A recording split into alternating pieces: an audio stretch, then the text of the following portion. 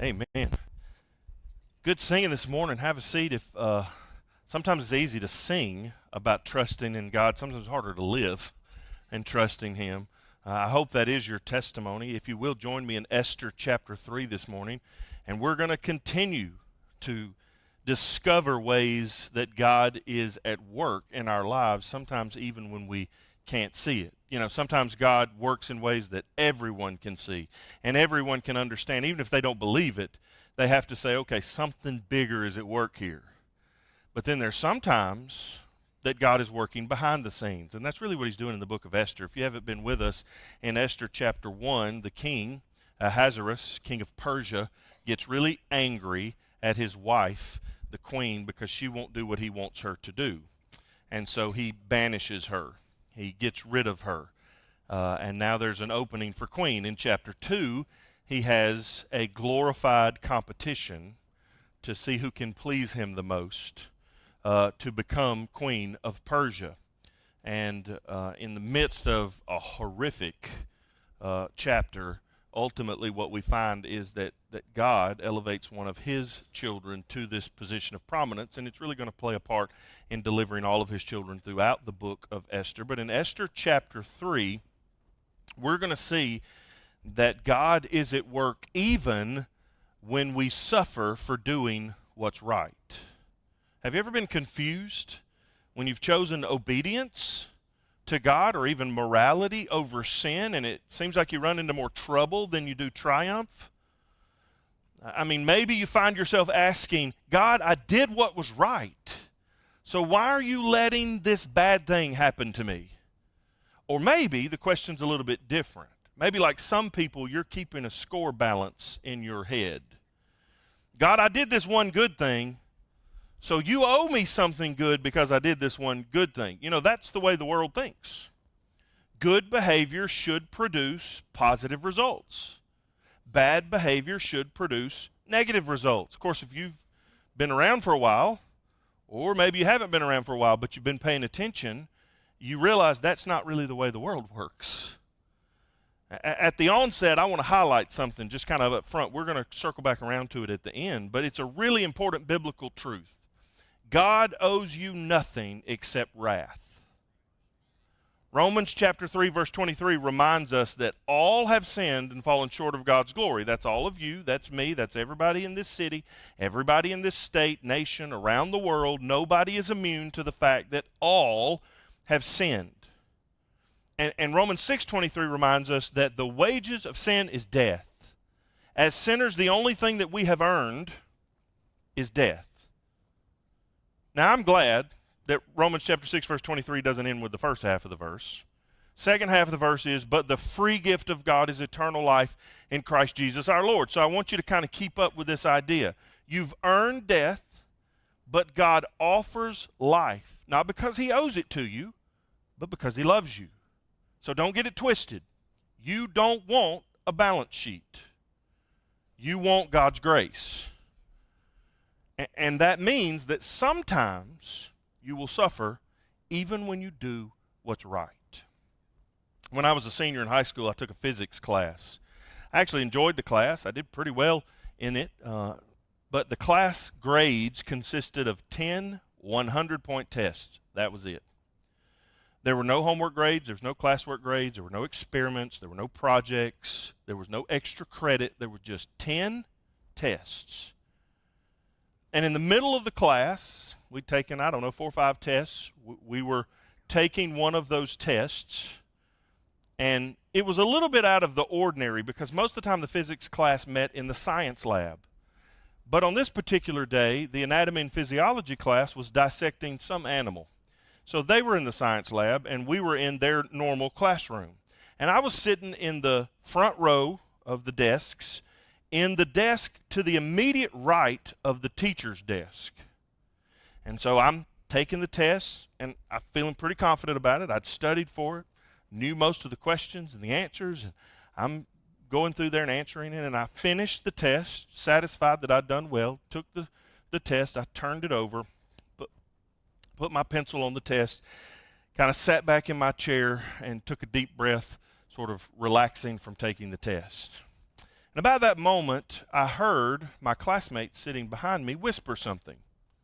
I thought that was kind of odd, but I just ignored it.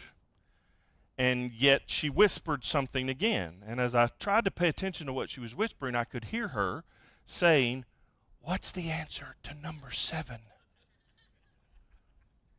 Now, first of all, this test had 50 questions on it. I had no idea what question 7 was.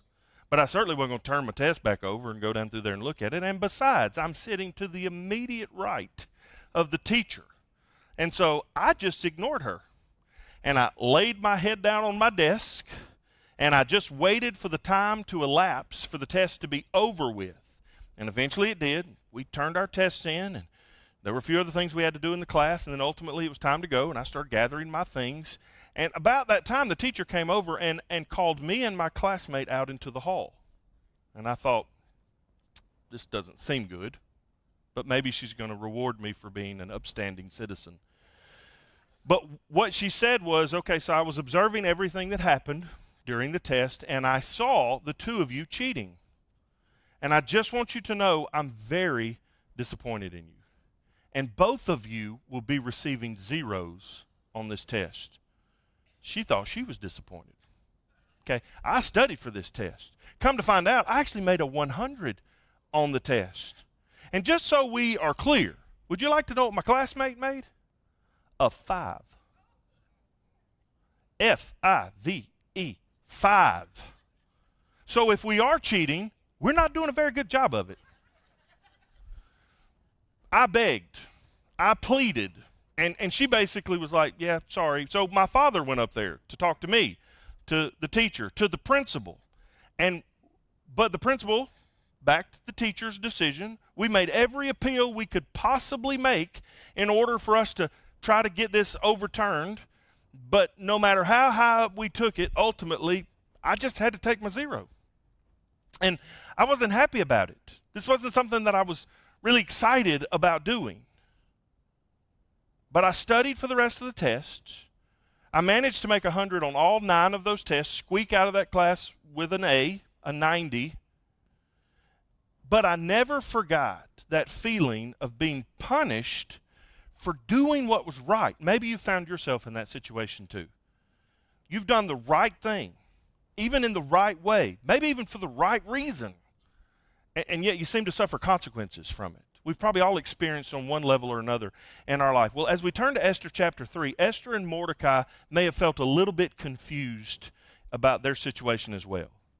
See, Esther did not ask to be taken from Mordecai's home. She did not ask to be put in the king's harem. She did not ask to win a competition to become the queen of Persia. And by the way, winning that competition probably felt a lot like losing. But then as if they hadn't experienced enough drama, now she and Mordecai discover an assassination plot against a king.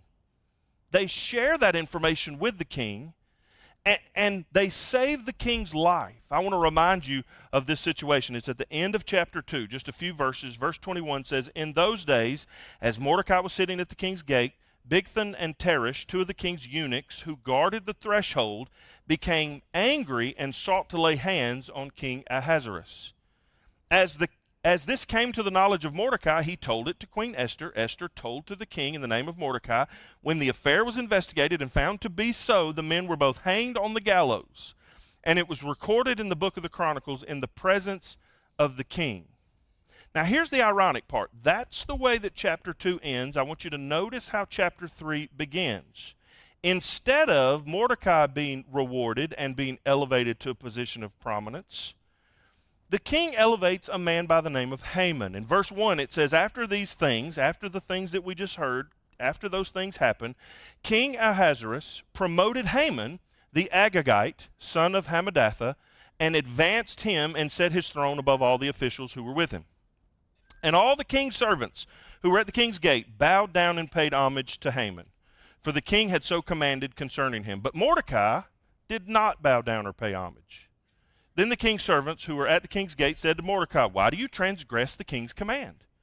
And when they spoke to him day after day, and he would not listen to them, they told Haman in order to see whether Mordecai's words would stand, for he had told them that he was a Jew. Now that's a little bit odd, because if you remember chapter 1, chapter 2 especially, you'll remember that Mordecai had strictly instructed Esther to not tell anyone that she was a Jew, and she'd obeyed that command.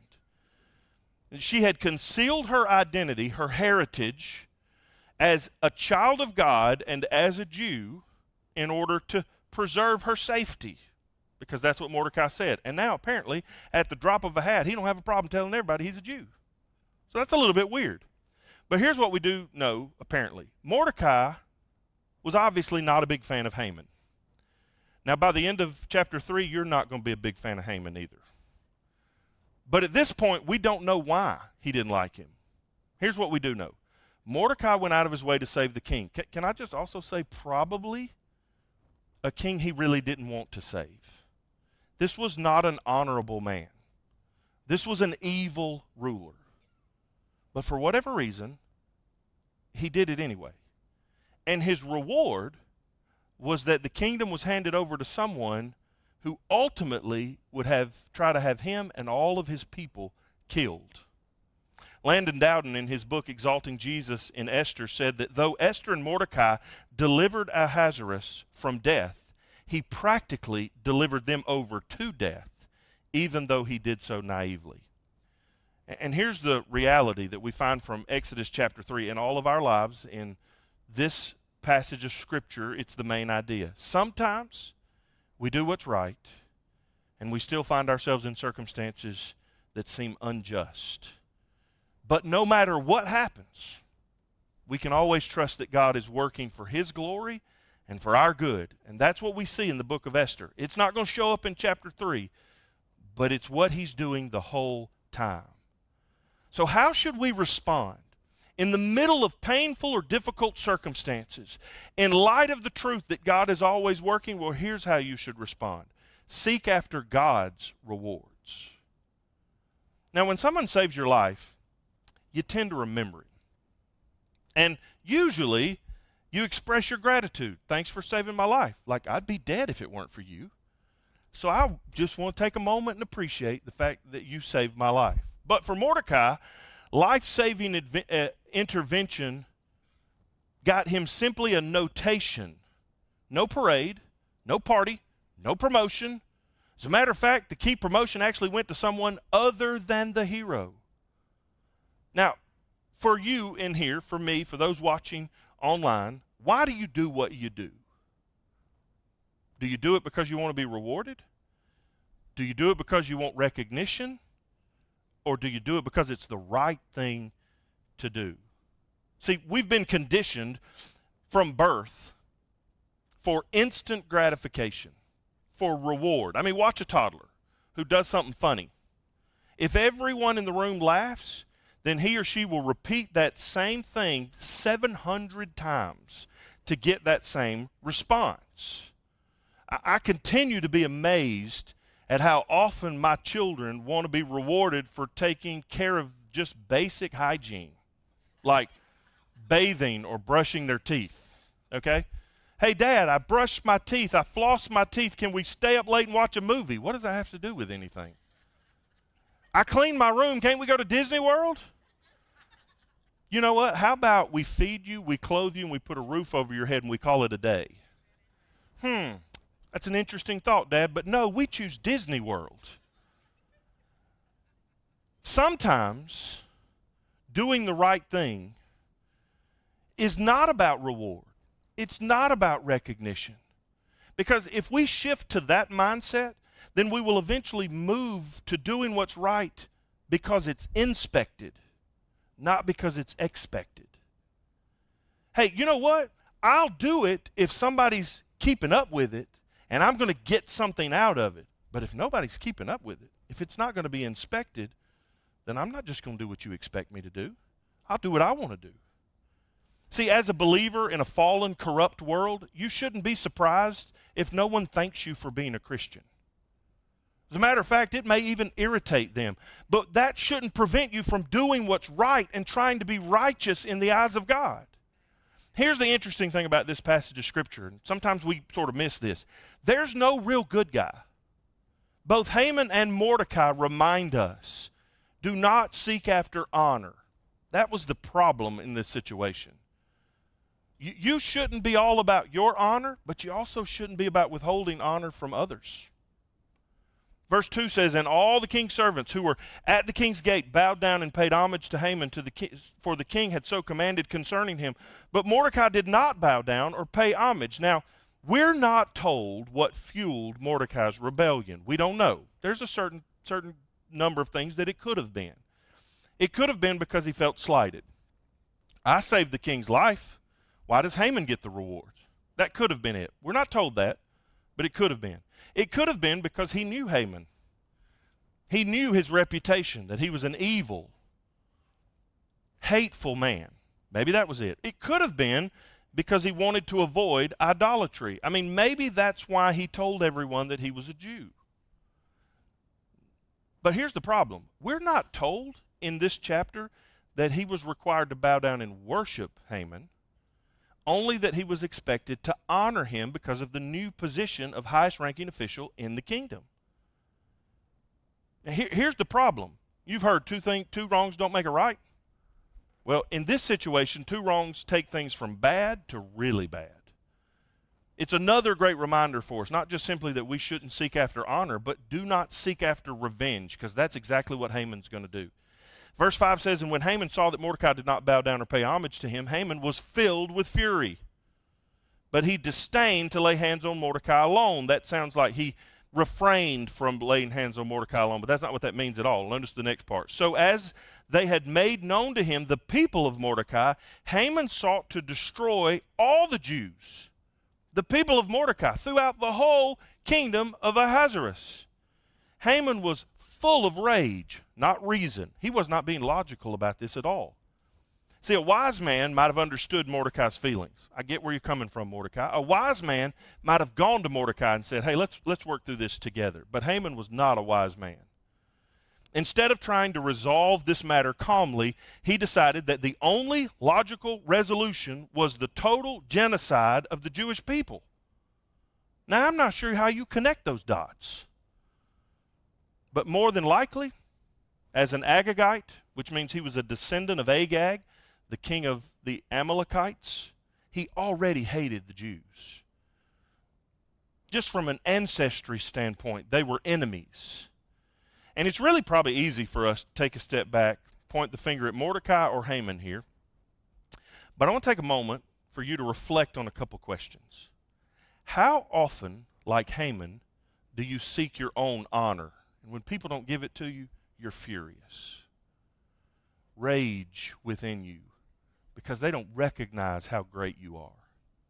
How often, like Mordecai, do you withhold honor where it's due? Now, that should have been me. There's no reason why they should even be in that position. There's no reason why they should have that honor and respect. That's something I deserve. You may even say, wait a minute, did Haman really deserve honor? I mean, it's a fair question, but here's another question. Did Ahasuerus deserve honor? He wasn't honorable either. The king was a nasty, evil man. And yet Mordecai honored him by saving his life. Now, did he save his life because it was the right thing to do? Or did he save his life because he was hoping for a reward? And when he didn't get the reward, his entire demeanor changes. He is rebellious and he is stubborn about it. And there's a temptation for us to do what's right because we want to be rewarded with something good. And when it doesn't happen, we begin to think, well, what's the point of doing what's right? Well, the point is, ultimately, it honors God. It's not about what you deserve or what you get out of it. It's about what God deserves and the fact that he deserves your very best in every area of your life. No matter what anybody else thinks, God deserves your best. And by the way, the most unbelievably awesome thing about this whole book is that fallen, sinful people keep doing their own thing for themselves, but God is always faithful to his promises and to his plan no matter what they do. And they never even mention him. As we've said before, the name of God or even the work of God is not mentioned in the book of Esther at all, but the whole book is about his work. He's still at work even if they don't recognize it. And it's good news because that means that you can trust in God's plan. How do you respond in painful circumstances? Don't seek after man's rewards, but seek after God's rewards and trust in God's plan. When we lived in North Carolina, I was at work one day, and I got a call from Beth. She was hysterical. I actually thought something happened to one of the kids or somebody at the church where we served, but she managed to calm down enough to tell me what was going on. She and the kids had driven into town. I don't even remember for what reason, but they'd come back to the house, and they were pulling into the carport, and she saw a snake. And she and the kids were terrified, and they couldn't get out of the car because apparently the snake was blocking their way to the door. So she told me that I had to come home right then, or everyone I loved was going to die. So naturally, I did what dads do, right? We have to be the hero. I worked as fast as I could. I still had a job to do. I couldn't just leave. Heroes don't get fired for this kind of stuff. But I went home as fast as I could because I wanted to save the day. More importantly, I wanted to save their lives. You remember a few years ago, for those of you that have lived in Ocala for a while, where that guy that had the exotic snakes, he accidentally lost a cobra, and they thought it was somewhere in the Tuscaloosa Park area. If you didn't know that, we wanted you to be afraid like the rest of us. Well, that's what I'm envisioning as I'm driving home. There's this oversized king cobra loose in our carport, standing guard in front of the door, waiting to eat my family one by one. But eventually, as I'm driving home, I kind of calmed down a little bit. The fear, the adrenaline, the emotion of the situation has sort of dissipated. Now, not for Beth, but for me, I'd calmed down a little bit. Beth still wanted me to come home to kill the snake, to kill its family, to burn the house down, to move us into another safer home. This was her plan. She told it to me, so I knew that was what her plan was. But I'd kind of calmed down. I sort of evaluated the situation.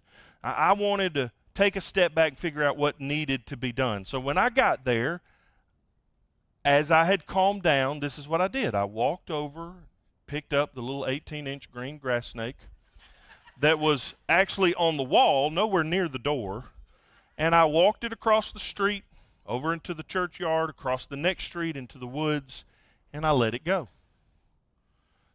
But then I came home, and Beth said, "Did you kill it?" And of course, I said, "Yes, I killed it. I killed it. I killed its family. I went into the woods. I found every other snake there, innocent and guilty. I slaughtered them all. They are all dead." Now, eventually I told her the truth, but you got to understand, I had to tell her that all the snakes in our community were dead so that she would sleep in the house that night. Eventually, I let her know what the truth was.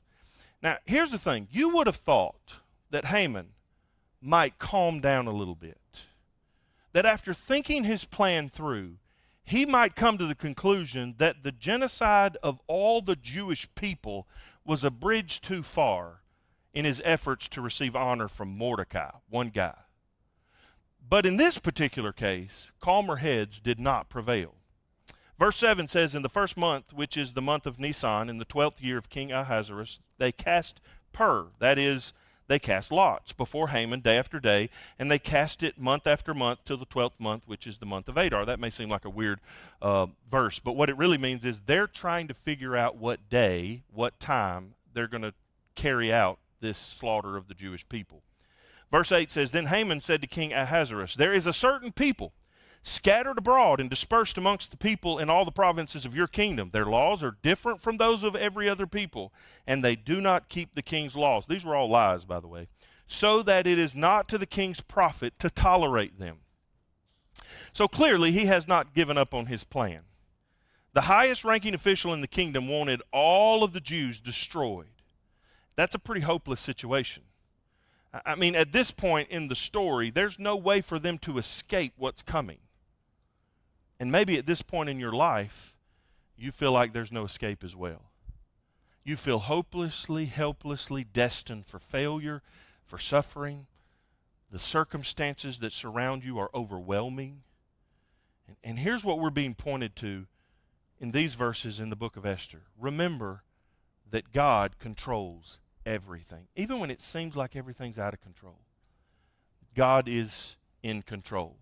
On the surface, you may not be able to notice it, but in this story, throughout this book, it seems like evil is in control the whole time. It certainly seems like Haman is in control. At this point, he's trying to pick a date for genocide. I mean, how do you determine the right day and time for slaughtering an entire group of people? Well, apparently, according to him, you cast lots, you throw dice, you flip a coin. And they determined that the 12th month was the right time to kill all of these people. But see, the Bible reminds us in Proverbs chapter 16, verse 33, that the lot is cast in the lap. In other words, a human casts the lot, but its every decision is from the Lord. Here's what they didn't know. God was controlling all of this. See, there's only one sovereign ruler of the universe. It's not an earthly authority. It's not a group of influencers. It's not even left up to chance. The only one that controls everything is God. And we need to remember that God knows everything. Not every king knows everything. Matter of fact, we're introduced to a king that doesn't know everything. Verse 9 says, if it please the king, Haman's still talking here, let it be decreed that they be destroyed, and I will pay 10,000 talents of silver into the hands of those who have charge of the king's business, that they may put it into the king's treasuries. He's paying the king off to allow him to slaughter these people. So verse 10, the king took his signet ring from his hand and gave it to Haman the Agagite, the son of Hammedatha, the enemy of the Jews. And the king said to Haman, the money is given to you, the people also, to do with them as it seems good to you. I mean, the only thing left for Haman to do was to convince the king to be on his side. And you would hope that would be a difficult prospect. It's not a small issue. It's an entire race of people. But apparently not, because it only took a vague, made-up story full of generalities to sway him to be on Haman's side. I mean, never let facts get in the way of a good agenda, right? Greed and gossip are almost always tools of destruction, and it was no different in this story. One thing that Haman was very specific about was money. He offered the king 10,000 talents of silver. None of us know what that means. It is a ridiculous amount. It would have been between 1/2 and 2/3 of the annual tax revenue for the whole kingdom. In other words, it was an impossible amount for Haman to have. He couldn't possibly give that to the king. But the king apparently doesn't realize that it's an impossible amount. His greed and his naivete get the best of him. He doesn't know that Haman's just lying to him to get his way. And he is apparently one of the most easily influenced, powerful people in the history of the world. I mean, think about the contrast of the kings in the book of Esther. One king that's mentioned is clueless and greedy. But the other king that's not mentioned at all knows everything, and he needs nothing. It would have been nice if the authority figure in this story had stepped in and said, you know what, Haman? We're not going to slaughter an entire race of people because you got your feelings hurt. But thankfully, even though that king didn't step in, we are not dependent upon finite human leaders as our sole hope for safety and security. Ultimately, we must depend on God's protection.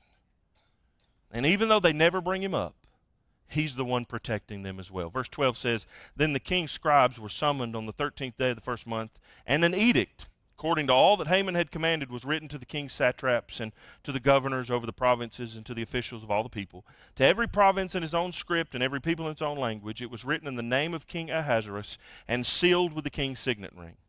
Letters were sent by couriers to all the king's provinces with instructions to, look, get this, destroy, to kill, and to annihilate all Jews, in case there was, any question about what they were hoping to accomplish. But look at this, young and old, women and children, in one day, the 13th day of the 12th month, which is the month of Adar, and to plunder their goods. Kill them and take all their stuff. Now that Haman has the king's blessing, he doesn't have to hide his plan anymore. And this decree details the specifics of it, what he wants done, to whom he wants it done, when he wants it done, who is to do it, and what they can gain by doing it.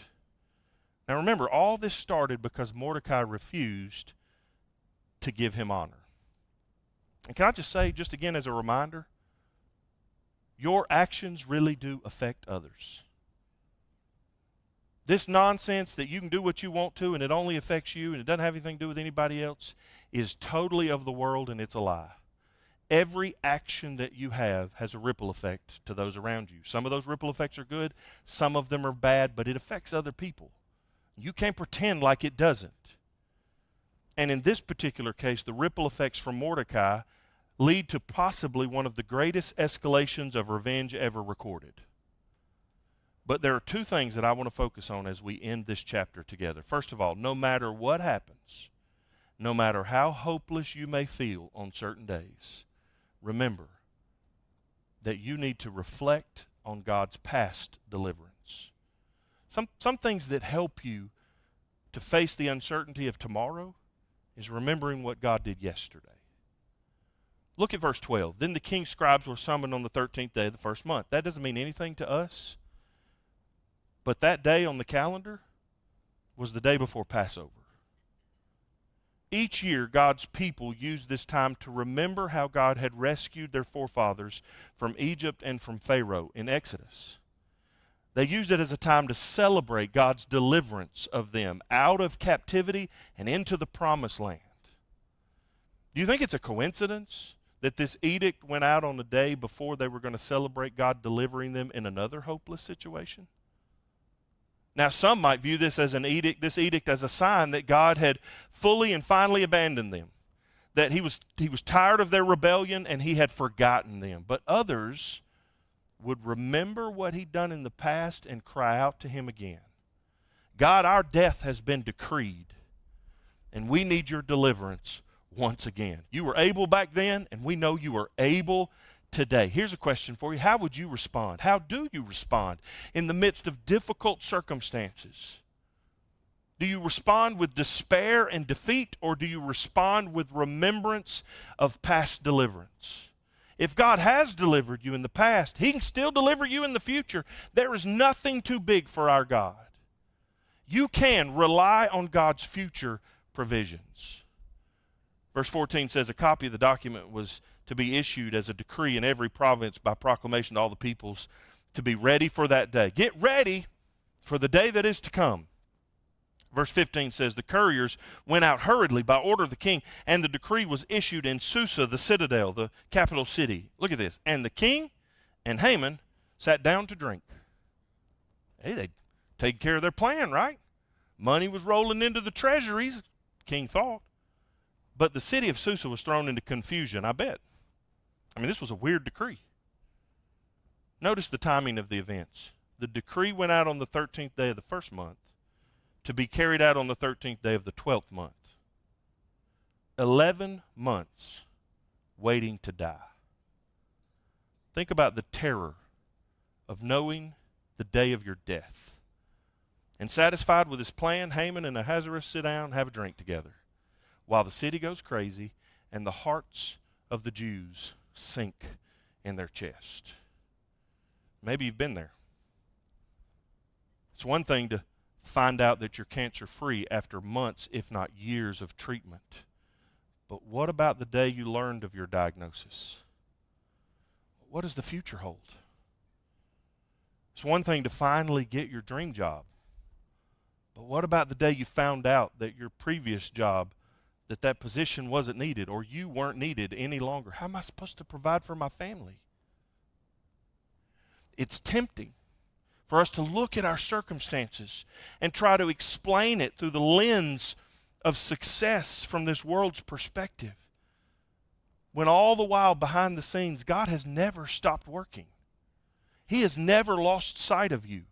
He is not confused about the situation. It seems that Haman is receiving the promotion and the power that Mordecai deserved, and that he's exercising that authority to destroy God's people. But what's really happening is God is providing a more permanent solution for all of his children, not just in Persia, but in Jerusalem, and not just on this day, but every day moving forward, including you. See, this was about God preserving his plan. It is hard to imagine a more bleak situation than what the Jews found themselves in, but God was still working. I mean, how does it get worse than a pronouncement of death? This is a death sentence where there is no possibility or process for a pardon. There is no recourse for an appeal. It is the final say. There is no way out. And yet, death would not come. Despite being one of the most well-known authors today, in the year 1897, Samuel Clemens, better known by his pen name Mark Twain, was in debt. He decided to travel to London in order to do a speaking tour, hoping to earn more money to pay off his debts. Well, while he was gone, apparently one of his cousins, James Ross Clemens, became seriously ill. And even though he survived, a rumor began to spread that he had died from his illness. And the rumor spread and morphed into the fact that it wasn't James Ross Clemens, but Samuel Clemens that had gotten sick. And ultimately, that rumor grew into a widespread misunderstanding that Mark Twain had died. According to legend, a reporter found Mark Twain in London and told him about the reports that were being spread and asked him if he'd like to make a comment about the rumor that he was dead. As the story goes, Mark Twain said that the reporter should just inform everyone that the reports of my death have been greatly exaggerated. Now, that's probably not actually the way he put it. It's a nice legend, but it very well could have been what the Jews could have said in chapter 3 of Esther. What Haman and Ahasuerus and even Esther and Mordecai did not realize was that everything was going according to God's plan. He was still in control. A death decree had been announced over the Jews, but the reports of their death had been greatly exaggerated. Guess what? Did you know that we have a decree of death hanging over us as well? A decree of which we cannot deliver ourselves. Just like the Jews. See, we mentioned it at the beginning of this message. For the wages of sin is death. What we have earned for our sinfulness is death. If you've sinned, you have earned and deserve death, but not just physical death. An eternal spiritual death, separation from God forever. Because remember, all have sinned and fall short of the glory of God. So that death decree hangs over every one of us. We stand in need of rescue. We stand in need of deliverance from our rebellion and from the penalty of our sin. But there's good news for everyone here today. Even though Haman used his money to purchase death, God used Christ to purchase life. And your debt has been paid in full. Haman didn't have the money, but God has everything that he needs. And he has satisfied the wrath that was to be poured out upon us. And it was always part of his plan. I don't know what's going on in your life. I don't know how bad it is or how bleak it is physically, financially, relationally, emotionally, mentally, spiritually. I don't know what you're going through, but it is not too big for God. And God has sent his Son to set you free. You are no longer slaves. You have the righteousness of Christ and the eternity set aside to be with God for everyone in this room that has put their faith and trust in Jesus Christ. If you're here today and you haven't, maybe you've been coming to church, maybe you've been listening to messages, maybe you've been hoping that things would work out, but you've never surrendered your life to Christ, then why not today? They never mention God in this book. Do not let that be said of your life. We're going to sing a song here in just a moment, a song of response, a song of thanksgiving. And maybe in the midst of that song, you want to come. We'll have some of our prayer team members down front you can come and pray with. Maybe you want to take one of those cards, and today is a day where you're ready to follow Jesus. Maybe you've got questions about following Christ. This is a time for you to respond, not with despair, but with remembrance, with hope, with surrender.